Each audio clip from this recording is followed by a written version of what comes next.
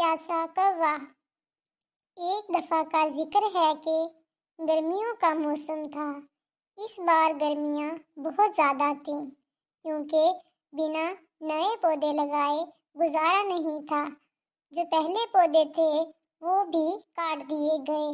اتنے میں وہاں ایک پیاسا کوا پہنچ گیا۔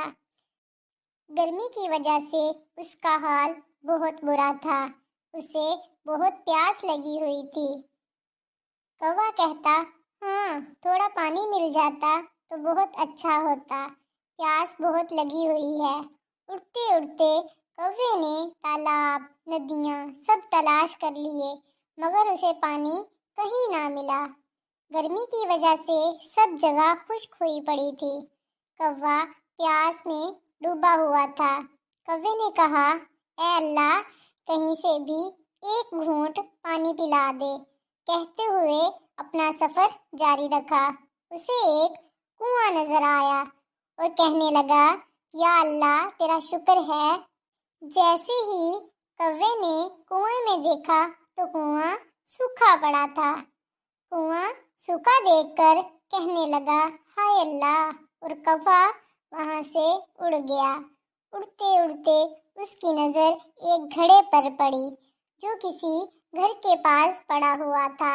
جیسے ہی اس نے گھڑے کے اندر دیکھا تو کہنے لگا، اے اللہ پانی تو دیا ہے لیکن اتنا نیچے ہے، میں اسے پی نہیں سکتا کیونکہ پانی بہت نیچے ہے۔ اتنے میں اس کی نظر پاس پڑے چھوٹے چھوٹے کنکر پر پڑی۔ اسے ایک ترکیب سوجھی اور وہ کنکر کو گھڑے میں ڈالنے لگا۔